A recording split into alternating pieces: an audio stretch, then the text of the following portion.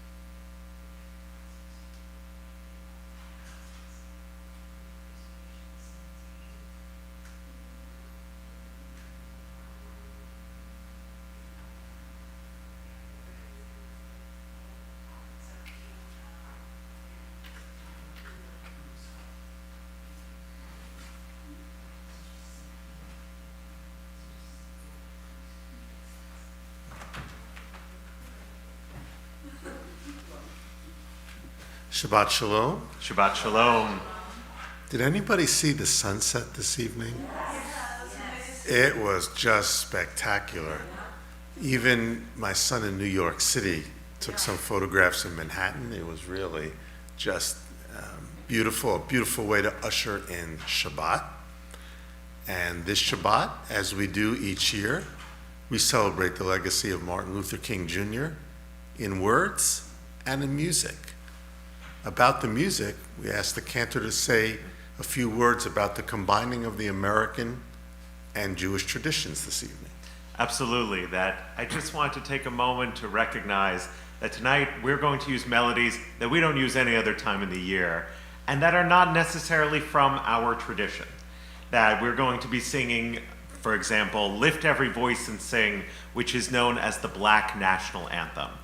There are many things in Jewish as well as Black culture that sometimes can overlap in themes, but as we use these melodies, we are raising up someone else's culture, and we're going to do so with the greatest amount of love and respect. And with that, lift every voice and sing.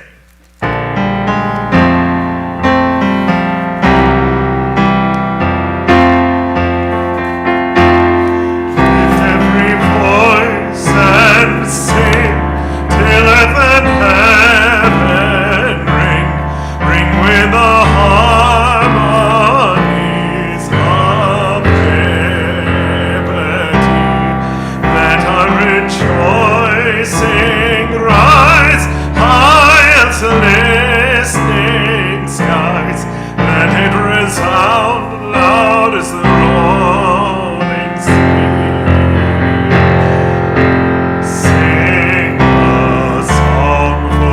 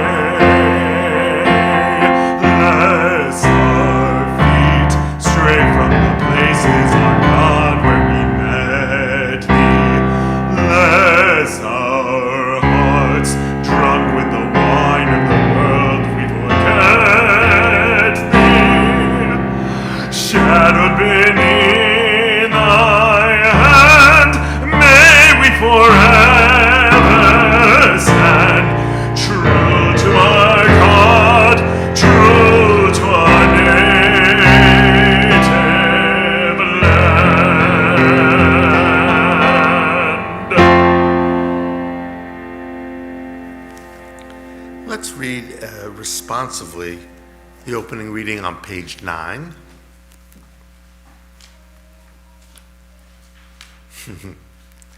There are days when we seek things for ourselves and measure failure by what we do not gain. On Shabbat, we seek not to acquire, but to share. There are days when we exploit nature as if it were a horn of plenty that can never be exhausted. On Shabbat, we stand in wonder before the mystery of creation. There are days when we act as if we cared nothing for the rights of others. On Shabbat, we remember that justice is our duty and a better world our goal. So we embrace Shabbat, day of rest, day of wonder, day of peace. We continue with the singing of Lecha Dodi on page 20. I'm not sure if we have sung this traditional Hebrew melody to the tune that we're about to hear.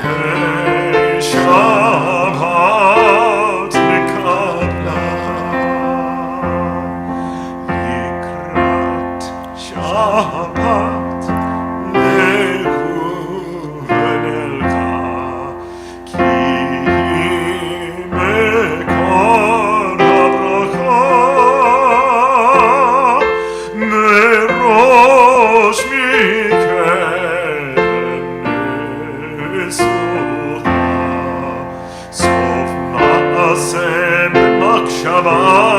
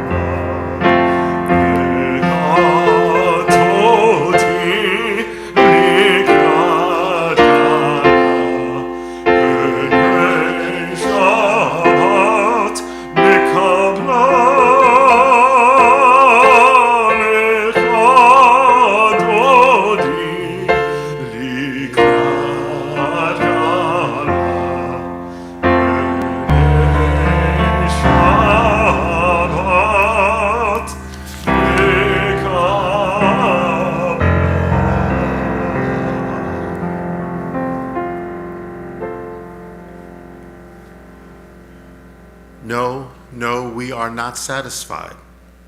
And we will not be satisfied until justice rolls down like waters and righteousness like a mighty stream, said Martin Luther King at the March on Washington, quoting the prophet Amos.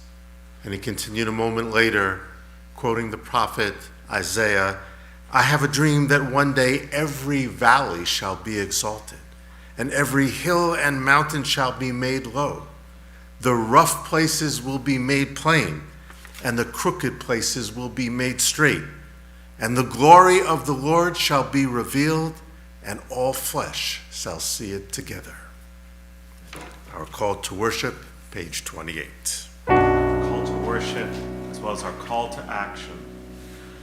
But let justice roll down like waters, and righteousness like an ever-flowing stream.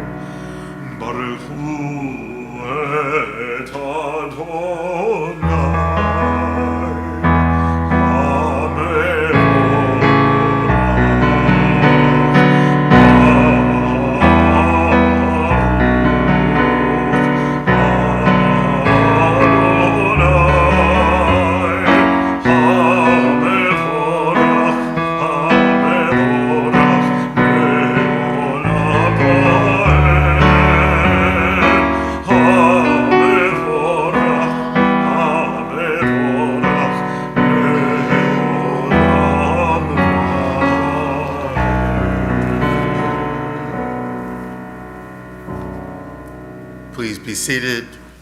Page 31. This is an hour of change. Within it we stand uncertain on the border of light. Shall we draw back or cross over? Where shall our hearts turn? Shall we draw back, my brother, my sister, or cross over? This is the hour of change, and within it we stand quietly on the border of light. What lies before us? Shall we draw back, my brother, my sister, or cross over? Baruch atah Adonai, Hamariv Arabim. From the world around us to the world within us, Ahabat Olam.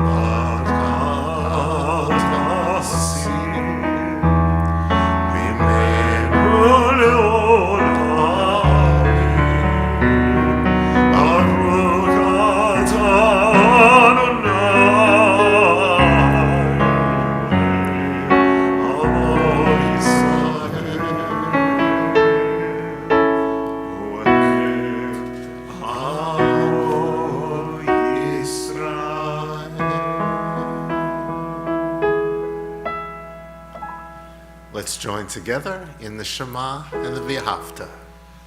Shema Yisrael, Adonai Eloheinu, Adonai Echad.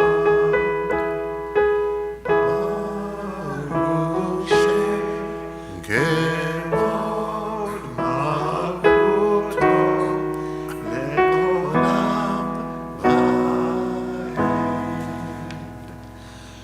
Ve'ahavta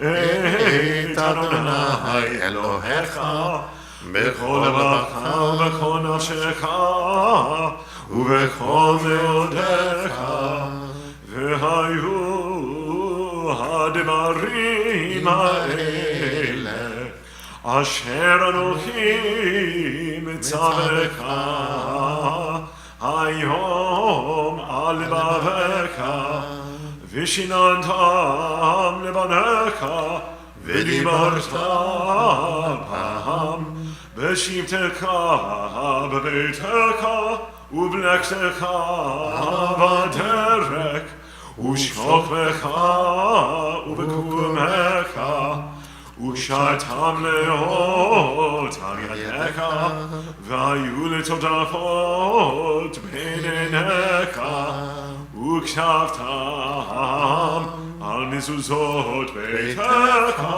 u'visharecha leman tizkeru v'asitem et kol mitzvotai v'yitem kedoshim le'Elohechem ani Adonai Elohechem asher hotzeti etchem me'eretz Mitzrayim lihod lachem Elohim ani Adonai Elohechem Adonai Elohechem emet. Very often, Martin Luther King holiday weekend coincides with the beginning of the reading of the book of Exodus in the annual Torah cycle. That is once again the case this year. We begin Exodus on the Shabbat. We'll begin studying it tomorrow morning at Torah study. It's very appropriate because the Exodus metaphor was driving inspiration and force for King, as it was for so many involved in liberation movements. On page 39, before our Exodus song, is a powerful reading on the meaning of the Exodus.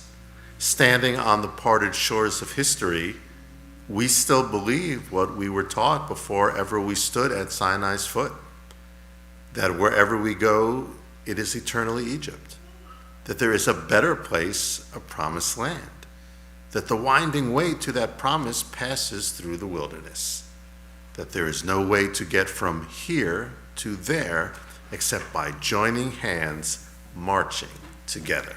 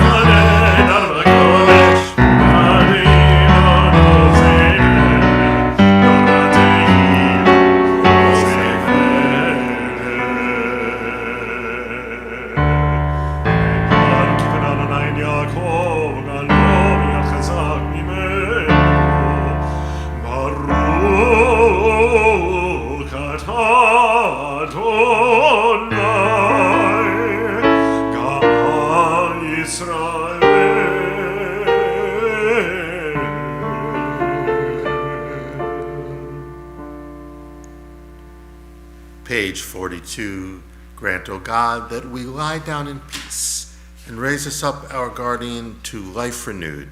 Spread over us the shelter of your peace.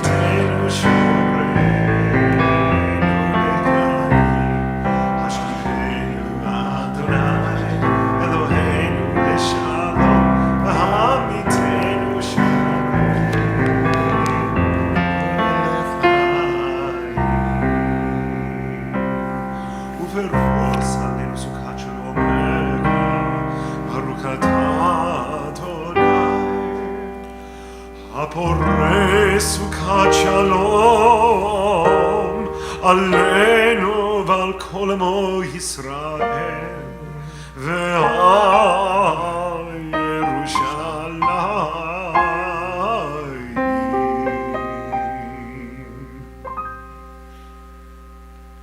Page 44, the people of Israel shall keep Shabbat, observing Shabbat throughout the ages as a covenant for all time.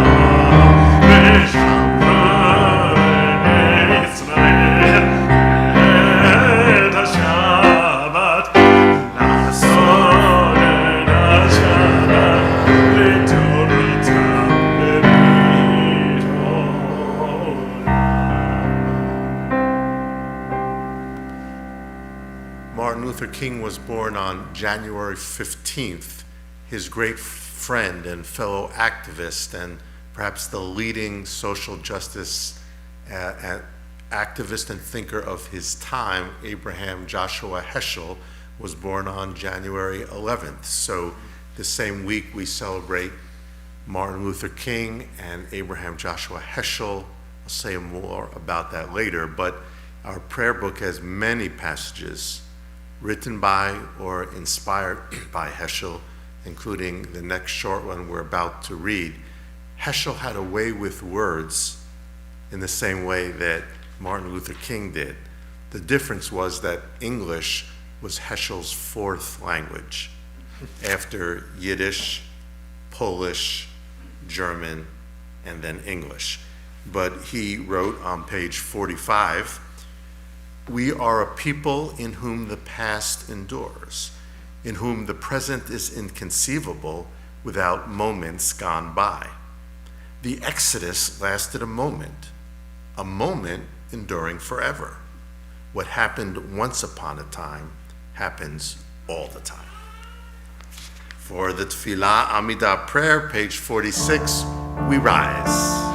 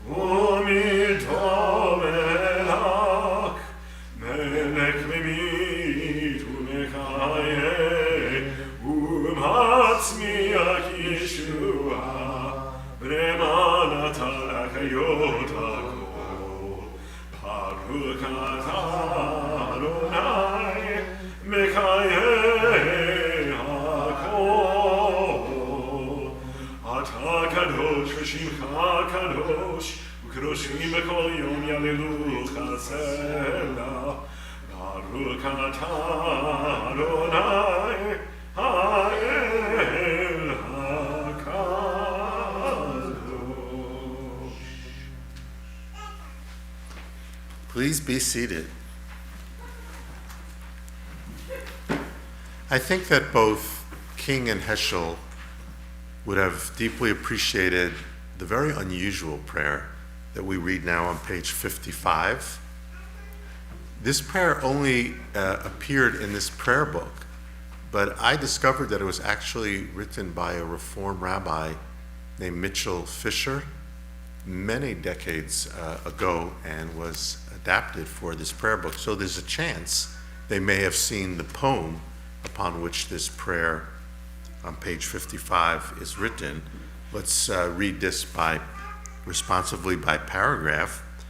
"Disturb us, Adonai, ruffle us from our complacency, make us dissatisfied with the peace of ignorance, the quietude which arises from a shunning of the horror. the defeat, the bitterness, and the poverty, physical and spiritual, of humans. Deny us the false Shabbat, which gives us the delusions of satisfaction amid a world of war and hatred. Wake us, O God, and shake us from the sweet and sad poignancies rendered by half-forgotten melodies and rubric prayers of yesteryears.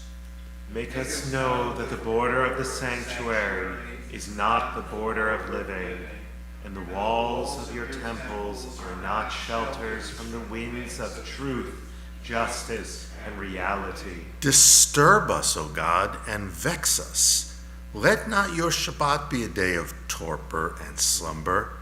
Let it be a time to be stirred and spurred to action. Baruch atah Adonai, Mekadesh HaShabbat.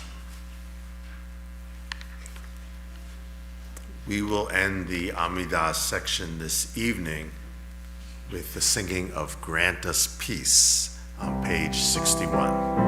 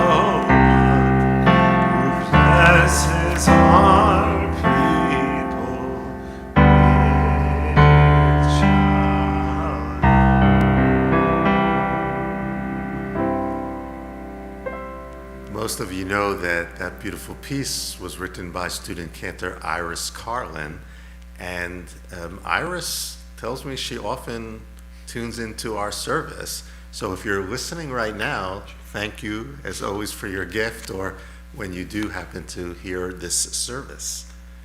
Now at the end of the Amidah, our thoughts turn to those of our loved ones in need of healing, be this a healing of body or a healing of soul. As we call these loved ones to mind, we sing the alternative melody to the Misha Berach this evening.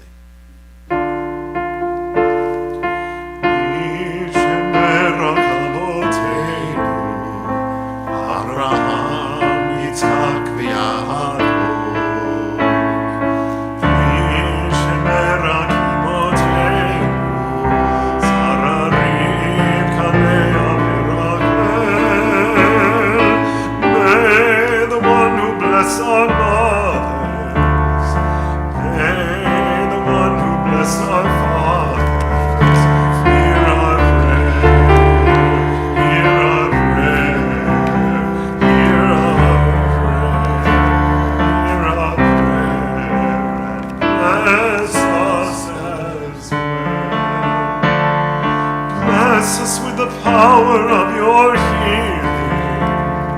Bless us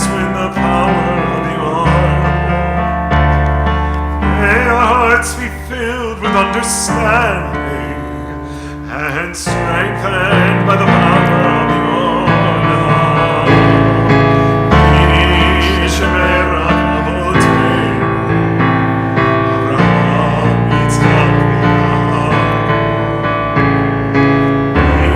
Yishme'er avotenu, Sarah, Rivka, Leah,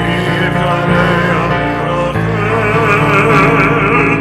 May the one who bless our mothers, may the one who bless our fathers, hear our prayer,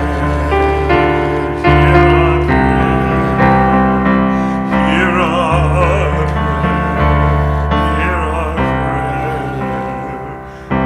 and bless us as well.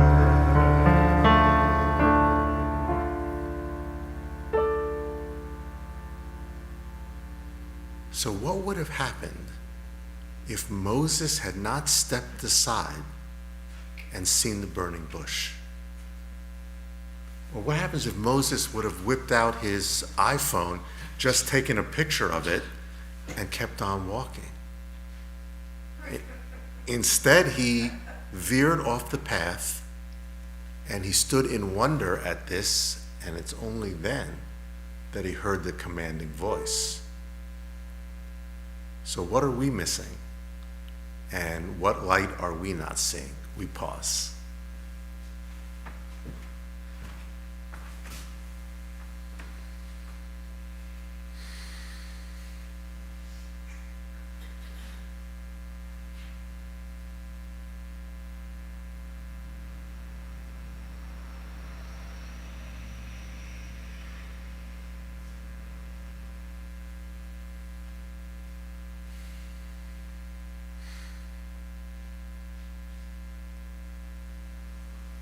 Night cannot drive out the night, only light, only light. Night cannot drive out the night, only light, only light. War cannot end all these wars, only peace, only peace. War cannot end all these wars, only peace, only peace. Hate cannot end all the hate, only love, only love. Hate cannot end all the hate, only love, only love. Oh, say shalom bimromah. We are saying shalom aleinu. Ve'al kol Yisrael. Ve'imru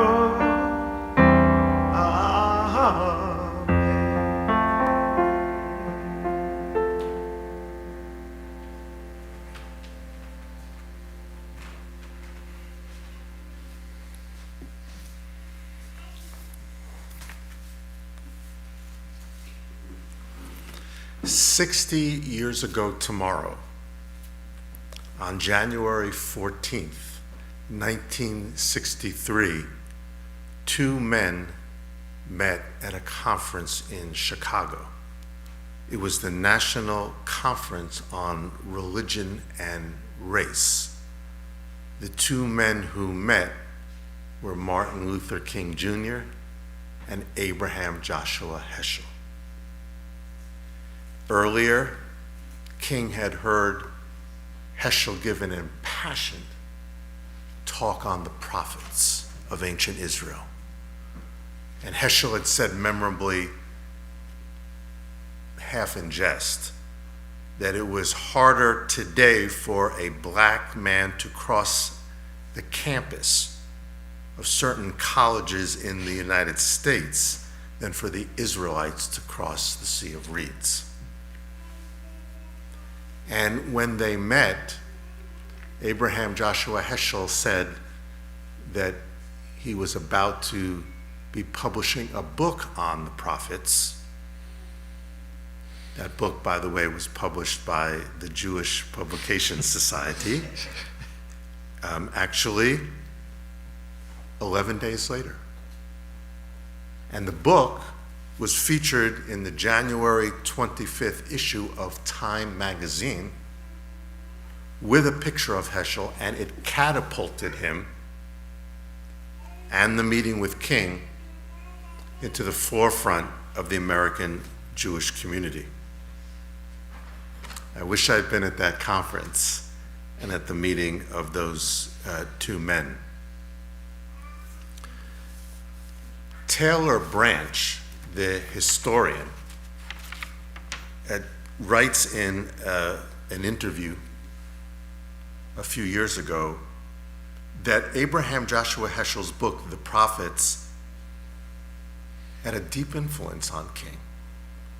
Quote, "He became king like a driven Old Testament prophet. King and all those guys used to carry around Heschel's book. They really identified with the prophets." Branch adds that Heschel's seminal study of the prophets gained the eager devotion of King and his fellow pastors. We know, of course, that the two would march together very memorably at Selma, where Heschel said, "I felt like my feet were praying." Martin Luther King, that very same year, would quote the prophets in two epic events. The first, in that year of 1963, was in April, when he wrote in his iconic letter from Birmingham City Jail, "I am in Birmingham because injustice is here. Just as the prophets of the 8th century BC left their villages and carried their 'Thus saith the Lord' far beyond the boundaries of their hometowns, so I am compelled to carry the gospel of freedom beyond my own hometown." That's the way he began the letter from Birmingham City Jail. And then, of course, just several months later, in August of 1963, at the March on Washington, as I mentioned previously, he would quote Amos and Isaiah in his speech. But the fullest expression of King's admiration and inspiration for the prophets came 2 years later in an address he gave to the Synagogue Council of America. Who introduced him at this event? Heschel. And here's what King has to say. This is not quoted as often, but it's very powerful. He said, "When silence threatens to take the power of decision out of our hands, one looks into history for the courage to speak, even in an unpopular cause.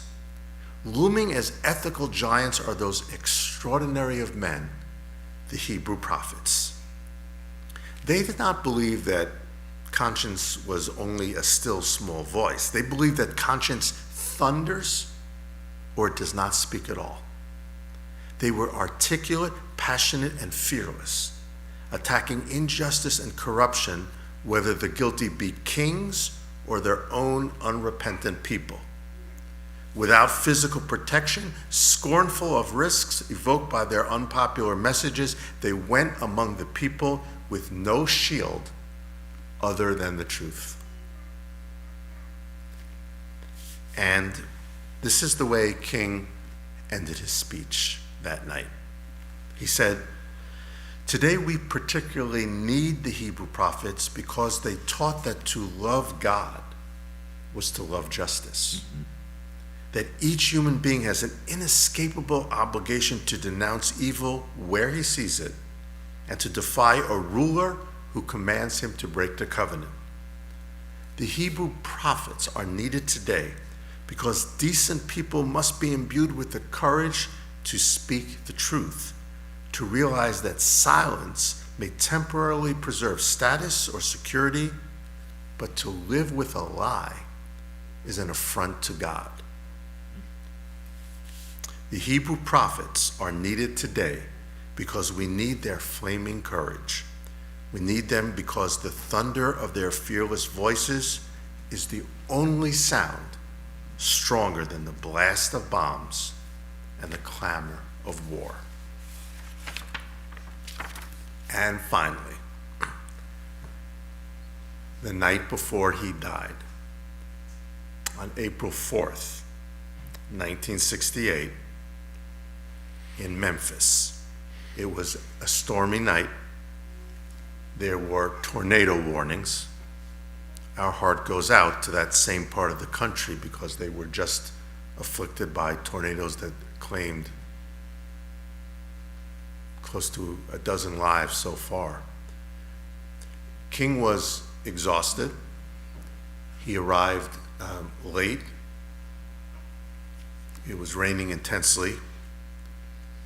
The crowd was relatively small in this giant hall that he spoke. But you may remember his words. He said, "But it doesn't matter now because I've been to the mountaintop. And God's allowed me to go to the mountain. And I've looked over and I have seen the promised land. And I may not get there with you. But I want you to know tonight that we as a people will get to the promised land." So may it be. Shabbat Shalom.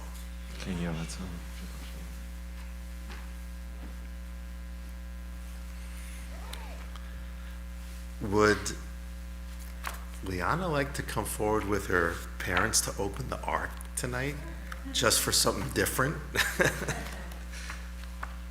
Just so she can see up close how special it is and see the light. Bottom of page 282, we rise. Where are we going? We're going to open the ark. Look. Look who's in the room. Want to see what's inside? What is it?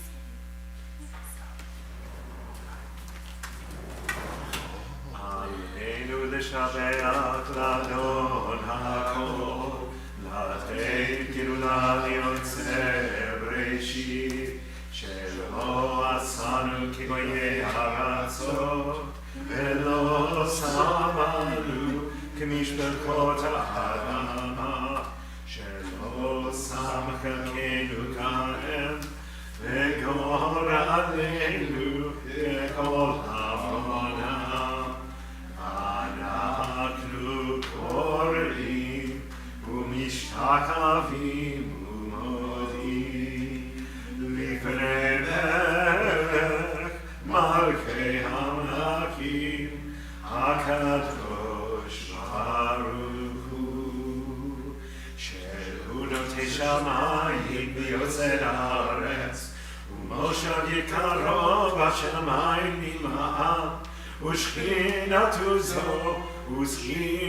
זו בגבי מרומים הוא אלוהינו הינוד אמת מלכנו אפס זולתו ככתוב בתורתו וידעת היום להשב אותה אל אהביך כי אדוני הוא האלוהים בשמיים ממעל ועל הארץ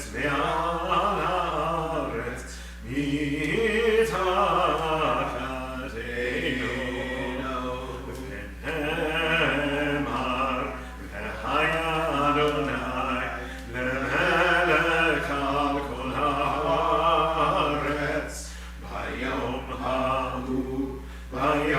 ההוא יהיה אדוני אחד ושמו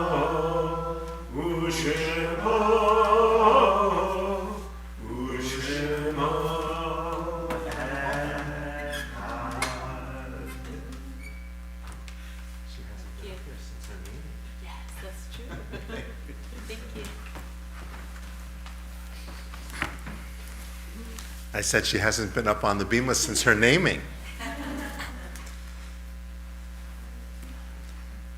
And now on this Shabbat, we call to mind in love and reverence the Yortzeit, the anniversary of the passing of Hilda Rosen, mother of Norm Rosen, Anita Spiegel, cousin of Hillary Kelbick.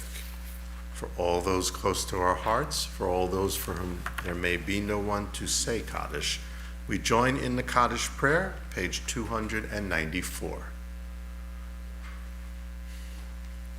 Yitgadal v'yitkadash shemei Rabba ve'alma divra chirutei ve'amnik malchutei v'hayechon uvyomechon uv'chayei d'chol beit Yisrael ba'gala u'gizman kari v'imru Amen.